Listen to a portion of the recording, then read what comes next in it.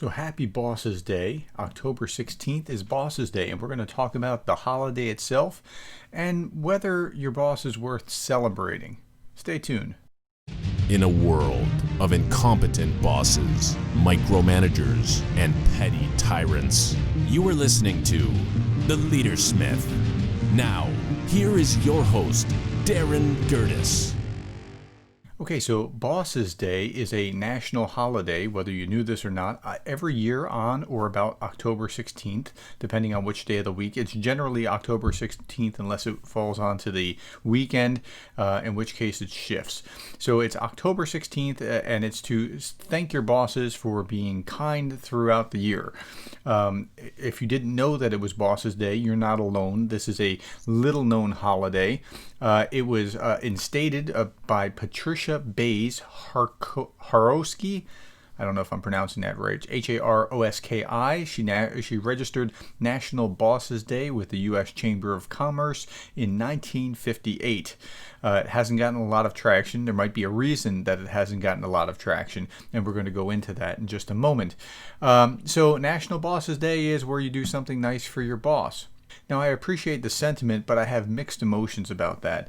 So it seems like it would make sense to have a boss's day, like we have Mother's Day and Father's Day, appreciating them. So it seems like it would follow that logic. But we don't have Kids Day, and we don't have Kids Day for a reason. So it seems like reverse, but having Bosses Day seems bizarre. Appreciating your employees, like, hey, thank you for being a good employee day, might be a better idea. But it seems like a bizarre concept in many ways. So as I was looking this up, I was thinking, Bosses Day is coming up. Maybe I'll do an episode about it. Let me read up about it. I found a number of articles, including one from SHRM that's saying, hey, this is bad. SHRM is the Society for Human Resource Management, because it puts employees in this awkward place. There's another one, a better one, written by Ask a Manager, a blog entitled Ask a Manager, and Allison Green wrote this last year. The title of the article was Bosses Day is a Croc, and we need to kill it off. And so she says that, Bosses Day is coming up, it's a croc, and here's why, and she lists her reasons. So I'm going to go through this and talk about it, and then I'll talk about whether your boss is actually worth celebrating after that, using a Harvard Business Review article. Okay, so the first reason that Bosses Day is a crock is, number one, the power dynamics are all messed up.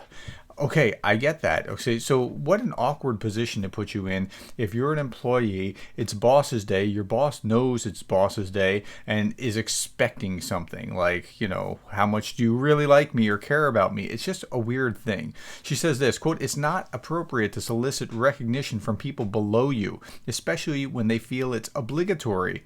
Is it going to be money that's chipped in, or buying a gift, or meals, or what's going on? So employees, she says, should never feel pressured to dip into their own funds in order to pay for a gift for the boss. And I think that's an appropriate stance. I mean, it just is an awkward thing to do that. It's, to some degree, it's taking advantage because it's against their will. They may very well feel like, if I don't do this, what will he say? And what will be the retribution if I don't do that? So don't put people in that kind of spot.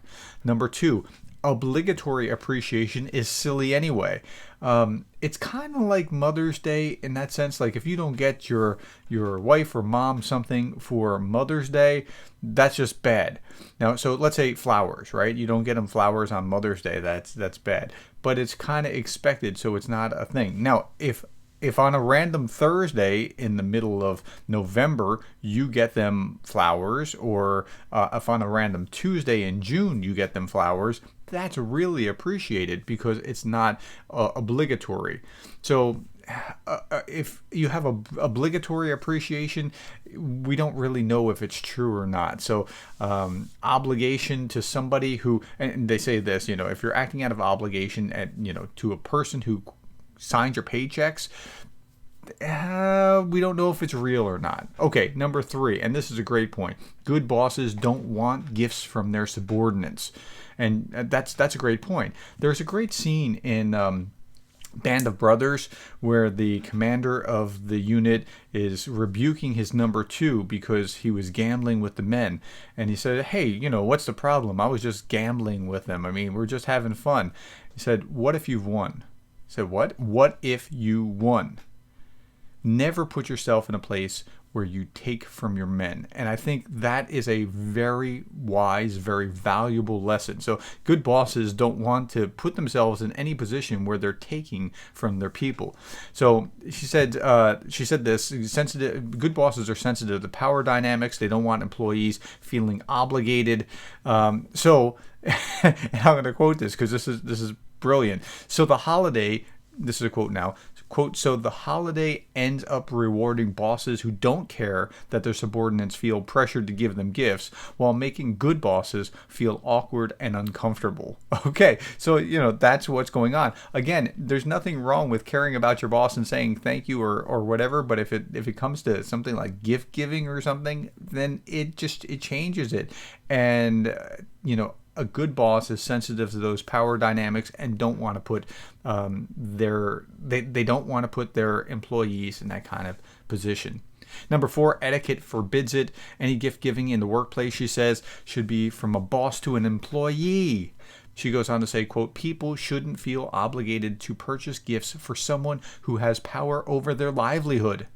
And managers shouldn't benefit from the power dynamic in that way. And again, that's right.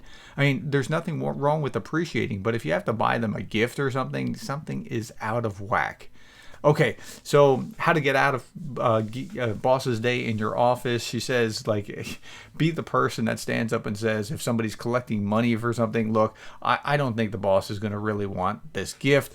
I think she just wants us to appreciate her all year long. And there's something very right about that. Now, it turns out that bosses are people too, and they appreciate appreciation. But the best gift that you can give your boss is to actually appreciate them for what they've done right, and to do it throughout the year, and to give them support and encouragement, because it turns out they're human too. Even if they're holding that position, they are human and they have feelings just like you do. So being a loyal supporter, and let me just talk about some of my bosses, like the person that I directly report to in the graduate program. Awesome. The guy walks on water with me. Why? Because he listens. He actually, when I bring him an idea, his name is Maxwell. When I bring him an idea, he thinks about it, and if it's a good idea, he implements it. Now, not all my ideas are good. That's understandable. But when he does, what do you naturally do with somebody who listens to your ideas and implements it? You bring them more, and you do everything to support that kind of person. My dean, the person above this person, he's the director of graduate programs. My dean, who's above that, hey, look, he's trying, and he comes unnaturally to this leadership position, and he took it when nobody wanted it. So I got to give him high marks for that. But he comes naturally from like a quantitative bent, and it's very hard for the quants to actually walk into leadership roles and do the caring people thing. But you can see he's trying, and I give him high marks for trying to do that and trying to walk into that. And so Maxwell, David, if you're listening, hey, happy Bosses Day. For my college president, Dr. Costin, he's a retired Air Force general who became a college president. I give him high marks too. He has been consistently saying things from day one. Look, if we take care of our people take care of the mission. So, Dr. Costin, if you are listening to this, happy Bosses Day. All three of you, happy Bosses Day. Now, how do you know if your bosses are worth celebrating? So I pulled up this Harvard Business Review article. I've used articles by Zenger and Folkman in class before, and this is by Jack Zenger, Joseph Folkman. It's a 2014 article, The Skills Leaders Need at Every Level. And I pulled this up because they interviewed 300,000 and change bosses, peers, and subordinates, surveying them what skills have the greatest impact on a leader's success. And so they're asking that, and they're giving them a list of 16 skills, and these are already normed skills that leaders have to engage in. I mean, this is a good solid list, but they're saying of this good solid list, what are the top 4 skills? And they ask them to choose the top 4 skills. And so it turns out some are more important than others in certain ways. So for example, when they rank them, okay, so they're ranking the top 4, and so the highest is going to get 38%. The lowest is going to get 9%. So you can tell from those which are the top, set of skills. So the lowest one was practices self-development at 9%. Still need to practice self-development, but it's not the top of those leadership skills. Next one, establish stretch goals at 10%. The next one is connects the group to the outside world at 12%. Next one, champions change at 16%. Look, these are all good skills, but they're just not the top good skills. Okay, you do need to be establishing stretch goals. You do need to be championing change, but these aren't the ones that really make it sing. Innovates at 16%, takes initiative at 19%, develops others at 21%, displays a strategic perspective at 24%. Okay, now we're going to start moving closer. At 27%, we're at displays technical or professional expertise. And you would think that you have to do that, certainly. That's still in the bottom tier. It's when you get to the top tier that you start to see builds relationship. The bottom of the top tier, it builds relationship at 30%.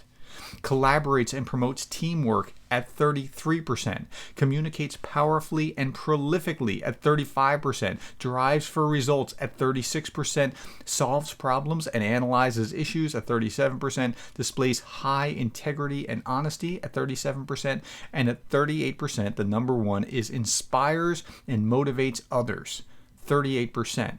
So what's interesting about this is that top tier, basically those top 6 are all the same regardless of what leadership level you're on. So whether you're supervisory or whether you're middle management or executive team or the very top of the organization, those skills don't change. In fact, the ranking order that I just listed, it's the exact order for a supervisory manager. Now, with middle managers, they say that problem solving moves ahead of everything else for middle management. And then for senior management, communicating powerfully moves into the number 2 spot. It's up there just behind inspiring and motivating. And in top management, there's a new competency that is strategic perspective that has to move in. And that's the first time that's moved, and anything in the top 6 have changed at all. So regardless of what your managers do, okay, with the exception of this displays a strategic perspective, which comes in at the very top, they need to do these things. They need to build relationships, collaborate and promote teamwork, communicate powerfully and prolifically, drive for results, solve problems and analyze issues, display high integrity and honesty, and on the very top, inspire and motivate others. How does your boss do? I think maybe instead of thinking about whether you should be celebrating them on Boss's Day, think about, is your boss doing these things? If your boss is doing these things, celebrate them every day by being a good, loyal individual who's helping them succeed. And that's what they want. They want you to help them succeed.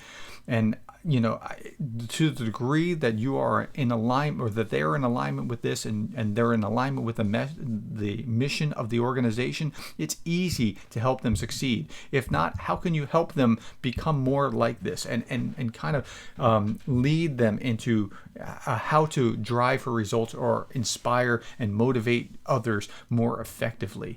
That's what they ought to be doing, and that's what you ought to be supporting and thanking on Boss's Day. Hey, look, I hope that you have a good boss like I do. I have great leadership where I work, where I teach. I hope that you have the same, but I want you to understand how Boss's Day works, or what the holiday is about, and what a good boss looks like. Because if that's the case, your life is going to go so much easier. There's a research by Sean Acor where he talks about how If you have a good relationship with your direct boss, you're going to be doing just fine. If you have a bad relationship with your direct boss, it's like eating a diet of fatty foods. It's going to give you a heart attack. I mean, it's having that effect on you. That psychic cost that it's having on you is as if you're eating fatty foods daily and smoking, chain smoking, and that kind of thing. It's remarkable the impact that a boss has on an employee.